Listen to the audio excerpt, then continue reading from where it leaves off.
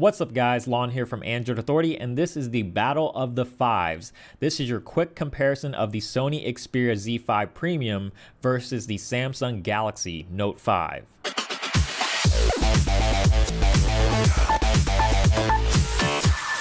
So the easiest place to start with these two devices is in the design. So the Xperia Z5 Premium looks and feels just like a lot of other Sony devices. It's a clean rectangular slab with a metal frame and glass on the front and back. And if you're used to Sony devices, then you'll love the design of the Z5 Premium and you'll pretty much feel right at home. It does feel pretty great in the hand. It has a very solid feel to it, and it's a very good looking design, even if it is a little bit simplistic. Now with the design of the Note 5, this is a very different direction for Samsung. So now what you have is a glass and metal design just like the Z5 Premium, but there's a little bit more curvature to the Note 5, and it's also a little bit thinner in comparison to the Z5 Premium, so it is a little bit easier and more comfortable to hold. But both devices certainly do feel great, but while the Note 5 focuses on the luxurious, the Z5 Premium is definitely more of the functional device thanks to its water resistant capabilities. One similarity that you'll find on both of these devices is the built-in fingerprint sensor, and on the Note 5 you have it embedded in the home button up front, which is pretty typical placement for Samsung, but on the Z5 Premium it's actually embedded in the power button that's on the side, and it actually makes a lot of sense, and it sort of makes you wonder why other companies haven't done this, but basically you just press the power button and it'll automatically unlock with your fingerprint, and it works extremely well. It's very fast and reliable like many other fingerprint sensors that I've tested before in the past, and again it just simply makes a lot of sense and works extremely well. Now as far as the screens go, the Z5 Premium is the first smartphone in the world with a 4K display, and this equates to a whopping PPI of 806, which is just absolutely ridiculous, but the Galaxy Note 5 is certainly no slouch. It's a Quad HD AMOLED panel,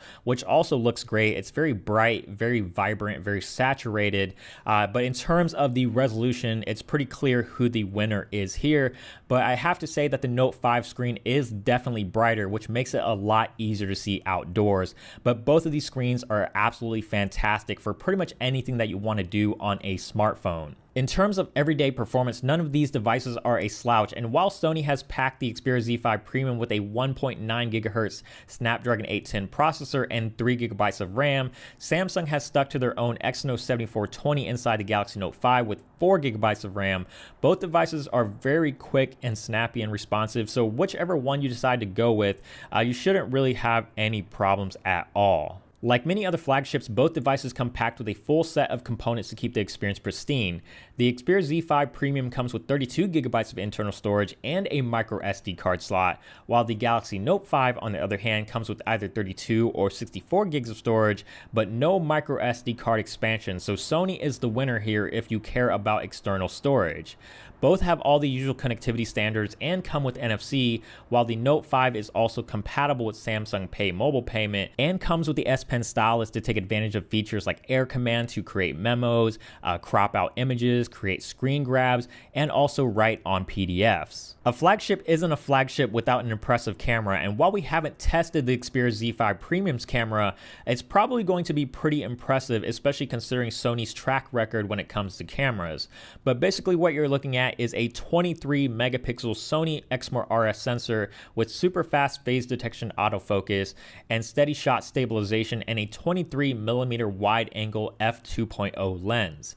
With the Note 5, you're looking at a 16 megapixel sensor f1.9 with optical image stabilization, and as we already covered in the review, it is a fantastic camera. With all of these power-hungry specs and advanced functionality, both smartphones need large enough batteries to get through a full day, and the Note 5 comes with a 3000 mAh non-removable battery that is mostly impressive, while Sony has packed a large 3430 mAh battery inside the Z5 Premium. Sony swears that the Xperia Z5 Premium will provide 2 days worth of battery life on a single charge, and that's a pretty bold claim considering the 4K screen, but if that is actually true, it's going to one-up the Note 5, which typically only lasts about a day. In terms of the software, both the Z5 Premium and the Note 5 are running on Android 5.1.1 Lollipop, but the experiences are very different. On the Z5, you have a more close to stock experience with the Xperia UI, which doesn't really add too much to the Lollipop experience.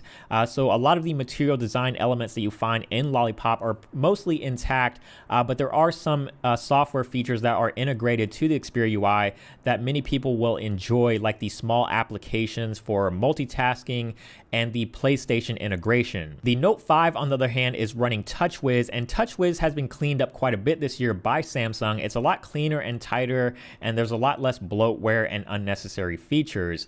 There's still a lot of features on the Note 5 though, but that's simply just due to the S Pen, and if you're buying the Note 5, you're buying it for that S Pen and for that large screen experience. But there you have it, guys, for this quick comparison of the Sony Xperia Z5 Premium versus the Samsung Galaxy Note 5, which is probably going to be one of Sony's biggest competitors when this device finally launches. So let us know down below which device you prefer, and also give this video a thumbs up if you did enjoy it, and also subscribe down below if you haven't already, and make sure to stay tuned for the rest of our coverage, because we are your source for all things Android and IFA 2015.